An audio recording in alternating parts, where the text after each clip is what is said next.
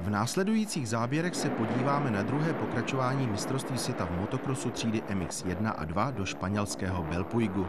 Ukážeme vám extrémní průběh závodu MX1.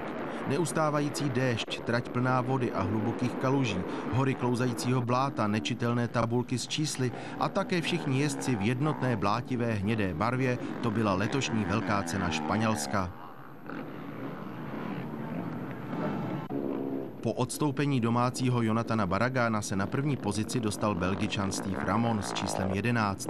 Byl téměř zázrak, že jsme tu 11 na jeho Suzuki dokázali identifikovat. Ramon před sebe už nikoho do konce rozjížďky nepustil a připsal si plný počet 25 bodů za první místo.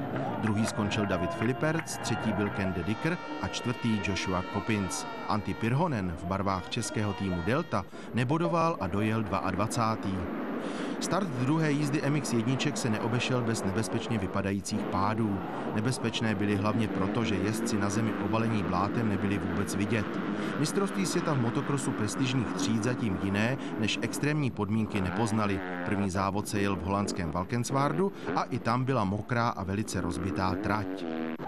Dál už to v Belpuigu prostě nešlo. Motocykly nedokázali projet tratí a tak nakonec museli pořadatelé přerušit druhou jízdu. Vítězem Grand Prix Španělska se tak stal Ramon před Filipercem a de Dickerem.